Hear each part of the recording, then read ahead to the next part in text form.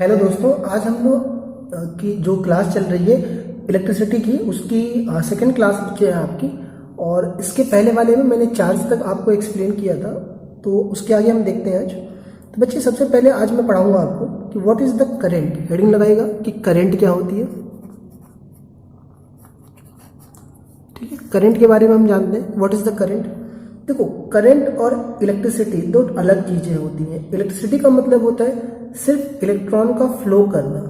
अब करंट क्या होता है कि देखिए बच्चे, अगर मैं आपसे बात करूं करंट क्या होता है, बहुत टेक्निकल वर्ड्स है इससे रिलेटेड। अगर आप चाहो तो एक लाइन में भी समझ सकते हो, लेकिन अगर कॉन्सेप्ट जानना है थोड़ा आपको 2 मिनट सुनना पड़ेगा। तो जैसे मान लीजिए कि मैं इस रॉड में अपने तरफ से बैटरी जोड़ करके करंट प्रोवाइड कराता हूँ। इसमें मैंने बैटरी लगा दिया, तो अब बताइए जब मैं बैटरी लगाऊंगा तो इसमें इलेक्ट्रॉन फ्लो करेंगे, क्योंकि इसके पास फ्री इलेक्ट्रॉन है। मान लीजिए लोहे की रॉड है ये, तो इसके पास फ्री इलेक्ट्रॉन होगा और ये इलेक्ट्रॉन मूव करेगा।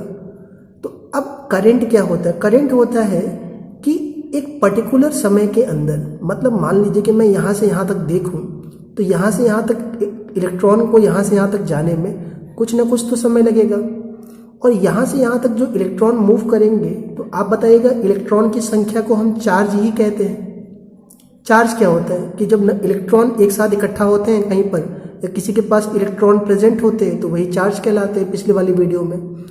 तो अगर मुझे करंट जानना है तो मैं क्या करूँगा, एक पर्टिकुलर टाइम के अंदर ये देखूंगा कि कितना चार्ज उसके अंदर से फ्लो कर रहा है। जैसे अभी यहाँ पर मान लीजिए 2 सेकेंड के अंदर 10 इलेक्ट्रॉन यहाँ से गुजर रहे हैं, तो 10 इलेक्ट्रॉन 2 सेकेंड में गुजर रहे हैं, वो डिसाइड करेगा यहाँ का करंट। लेकिन मान लीजिए अगले ही पल 2 सेकेंड में यहाँ से 20 इलेक्ट्रॉन गुजरने लगे, तो वो डिसाइड करेगा यहाँ का करंट अलग सा। तो करंट डिसाइड होता है 2 चीज़ों से, चार्ज और टाइम से। तो इसीलिए इसकी डेफिनेशन बनती है कि the rate of flow of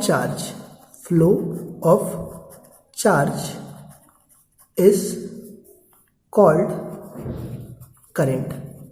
अब सवाल ये उठता है कि ये रेट वर्ड लगाया गया, टाइम तो आया नहीं। जब भी फिजिक्स में द रेट आता है वर्ड, तो द रेट का मतलब होता है टाइम, इसको याद रखना। तो कितने समय में कितने चार्ज फ्लो हुआ है, वही कहलाता है आपका करंट।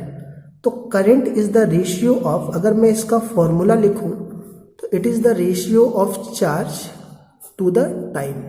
क्लियर है? आगे बढ़ते।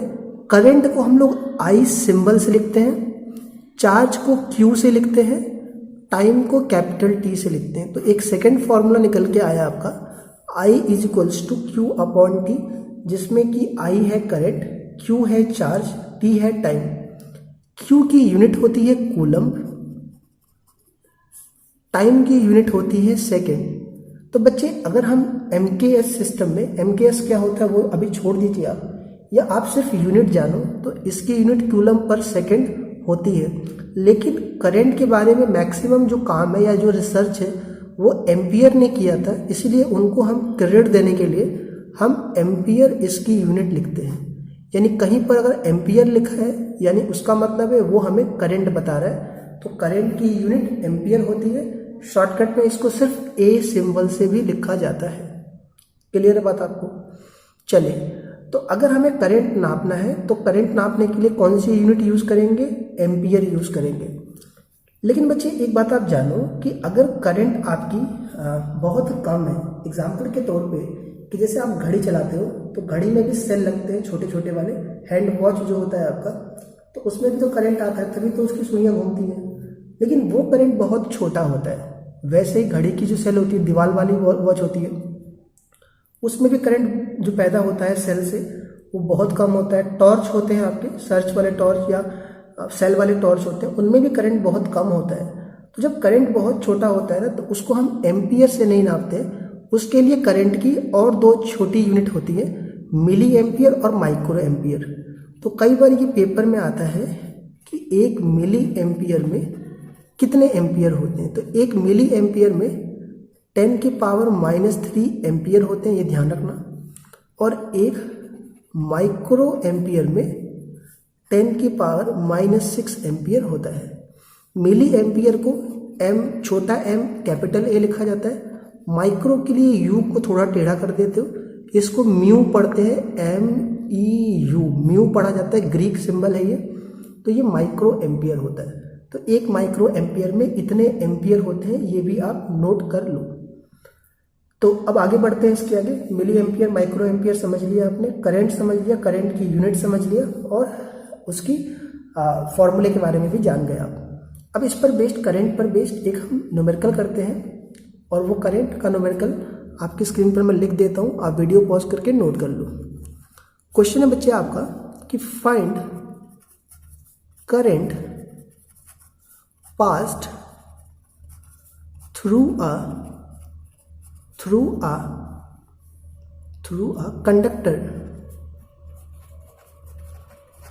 conductor having 20 coulomb charge, ठीक है, फॉर 5 सेकेंड। बहुत इजी जो क्वेश्चंस ले रहा हूँ। बेसिकली होता क्या है ना, सवाल जो आते हैं, न्यूमेरिकल्स जो आते हैं फिजिक्स के, वो बहुत इजी होते हैं। हमें एक तो लैंग्वेज पढ़ना नहीं आता फिजिक्स के सवाल के, न्यूमेरिकल्स की, दूसरा हमें फॉर्मूले याद नहीं रहते, उनको लगाना नहीं आता। देखिए न्यूमेरिकल्स की तो मैं अलग से ही वीडियोस बनाऊंगा, सारे सब कुछ कराऊंगा, लेकिन आपको न्यूमेरिकल छोटे छोटे पहले लगाने आने चाहिए, तब आप बड़े सवाल लगा पाओगे।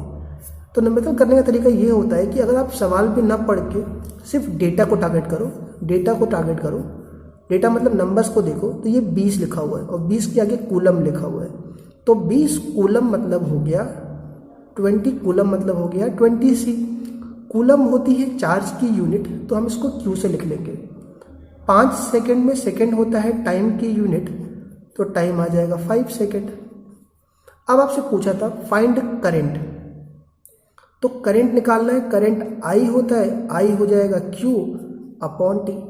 Q की जगह रख देंगे 20, टाइम की जगह रख देंगे 5, ये आ जाएगा 4 सेकेंड नहीं आएगा, 4 एम्पियर आ जाएगा। करंट की यूनिट होती है 4 एम्पियर, ठीक है। तो ये आपका आंसर आ जाएगा 4 एम्पियर। यहाँ तक आपको कोई डाउट नहीं होना चाहिए। चलिए थोड़ा सा आगे बढ़ते हैं हम लोग हैं। बच्चे एक क्वेश्चन आता है आपका, बड़ा एग्जाम में आता है कि डिफाइन 1 एम्पियर करंट। ये बहुत आता है पेपर में, डिफाइन 1 एम्पियर करंट। देखिए 1 एम्पियर जो है, ये 1 एम्पियर भी आता है, 1 वोल्ट आएगा, 1 वॉट आएगा। तो इस तरह की चीज़ें जिसमें 1 आता करके यूनिट के साथ में, इनको डिफाइंड कैसे करते हैं वो मैं एक्सप्लेन करने जा रहा हूँ, पूरा ध्यान से आप समझना। फिर जितने भी आपके 1 वाले आते हैं वो सब आप डिफाइंड कर पाओगे ईजिली। तो इसका तरीका क्या होता है वो बताता हूँ, ध्यान से सुनना आप। जब भी ये 1 डिफाइन करने के लिए कहे आपसे, तो ये देखा करो, ये 1 के आगे जो ये लिखा हुआ है ये किसकी यूनिट है, तो ये एम्पियर है, ये एम्पियर करंट की यूनिट होती है। तो आप लिख लो करंट का फॉर्मूला। करंट होता है चार्ज अपॉन टाइम। समझ में आया कहाँ से आया? एम्पियर डिफाइंड करना था, एम्पियर करंट की यूनिट होती है, तो करंट होता है चार्ज अपॉन टाइम, ठीक है। अब आप इसके नीचे इसकी यूनिट लिखो।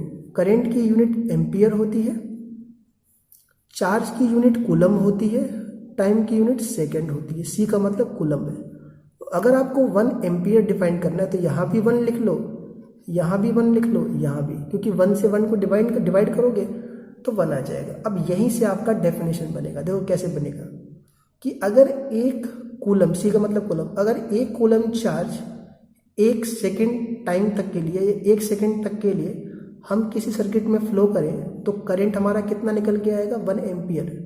When 1 coulomb charge is flow through a circuit for 1 second time, then current is 1 ampere। समझ में आया डेफिनेशन बनाना आपका कि when 1 coulomb charge is flow